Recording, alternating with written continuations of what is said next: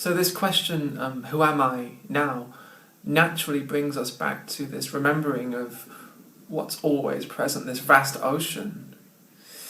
But as I say sometimes,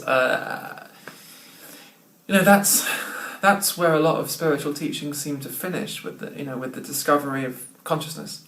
A lot of spiritual teachings seem to end at that point. We discover that I am consciousness, and then finished, done. I'm awakened now, and now we carry a new identity around with us. That I am the ocean. I used to be a person. I used to be a self. I used to be a separate me, and now I'm no one. Now I'm the ocean. Really, there's a beautiful truth to that. As this vast ocean, I'm indefinable. I can't be captured in a concept. I am wide open, and I'm not limited in any way. Identity is always some kind of limitation. I am this, I am that, I am this, I am that. And actually what you are isn't this or that or this or that. It's open to all of it.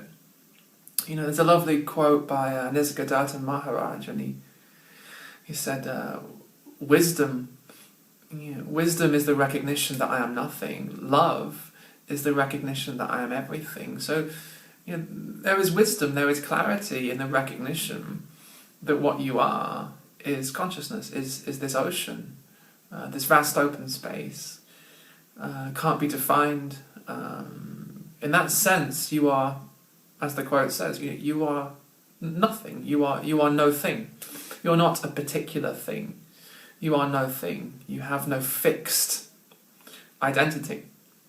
You have no set identity. You have no limited identity. So as the ocean, you can't really say who you are. You can't say I'm this, I'm that, I'm that, I'm that. I'm rich, I'm poor, I'm successful, I'm a failure. You can't say that. As the ocean, you can't say that. As consciousness doesn't say I'm rich. Consciousness doesn't say I'm poor. Consciousness doesn't say I'm beautiful, I'm ugly, I'm good, I'm bad, I'm right, I'm wrong. Consciousness doesn't say I'm enlightened, I'm unenlightened. Consciousness doesn't say I'm someone or I'm no one, actually.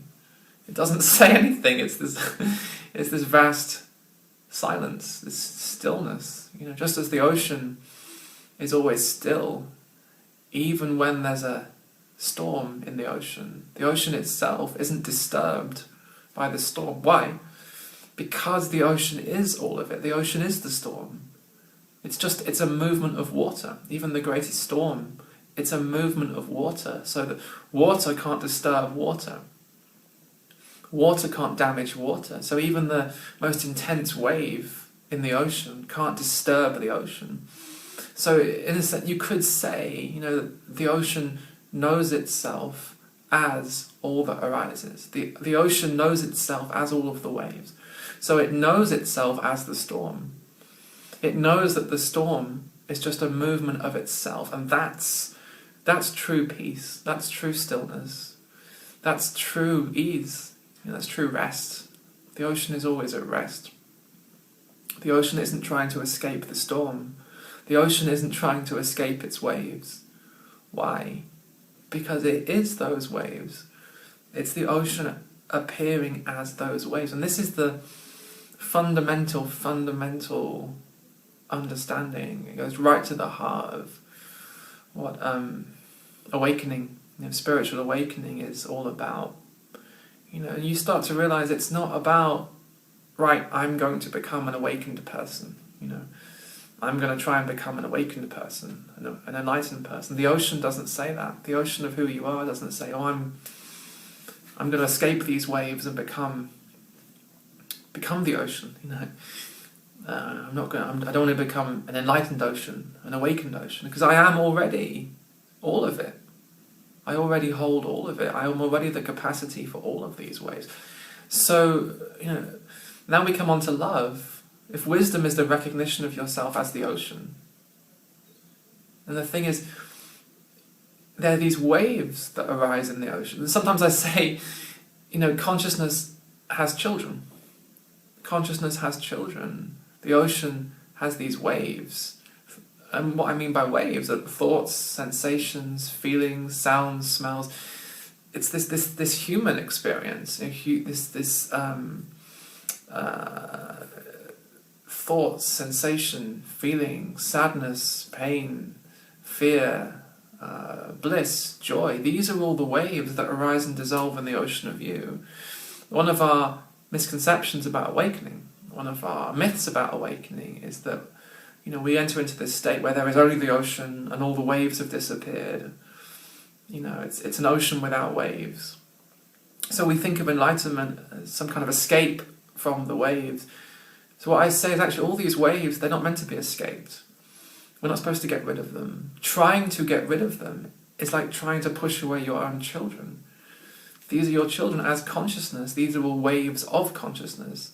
So a thought, a sensation, a feeling, even sadness, even fear, is a wave of consciousness. It's made of consciousness, just like every wave is made of the ocean. It's all water.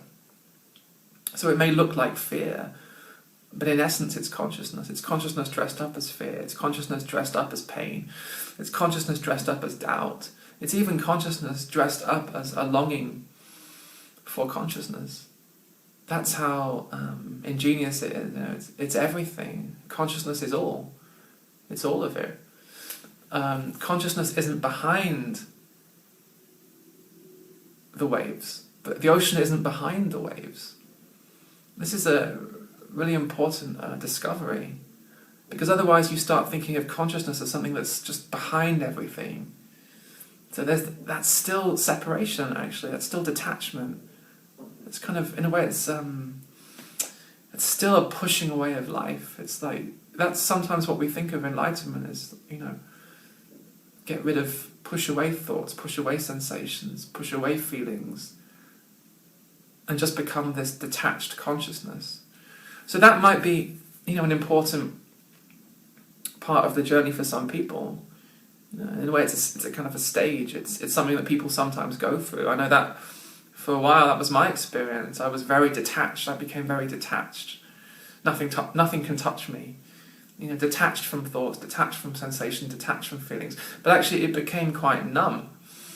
I became quite numb. Like I wasn't really living. And then at some point there was this, in a way, there's this longing to live again. To in a way, it's like a longing to allow all of your children again. Because this is what I say these days. That it's like your children just want to come home to you.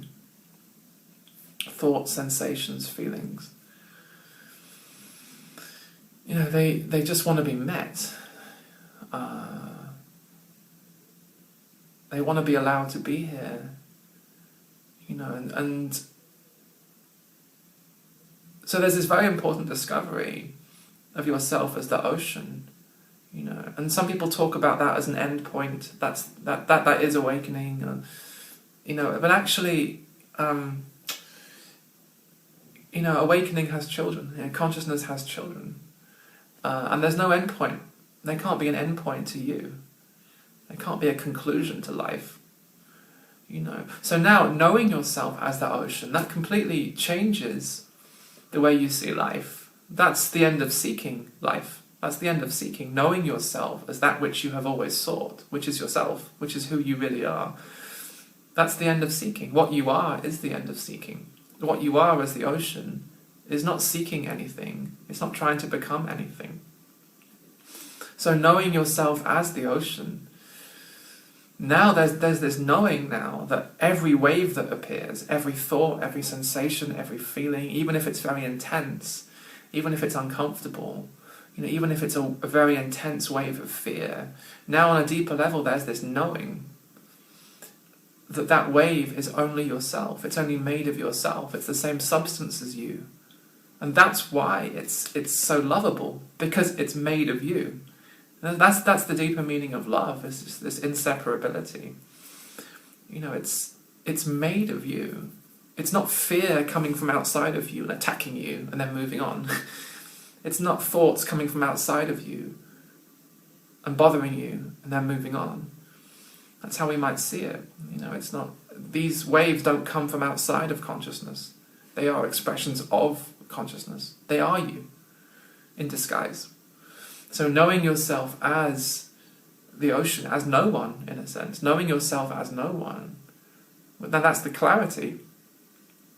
The love is this recognition that whatever arises, whatever thought, sensation, feeling, even very intense sadness or bliss or doubt, these are not enemies. These are not blocks to your awakening. These are not impurities to be destroyed. These are not imperfections. These are your children. These are your children. And so we're always visited by our children, thoughts, sensations, feelings, even doubt, even fear, even sadness. These are our children. So in pushing them away, we're pushing away our own children. In denying them, we're denying our own children. So that's another way of talking about awakening. We can talk about awakening in the sense of remembering who you are as the ocean.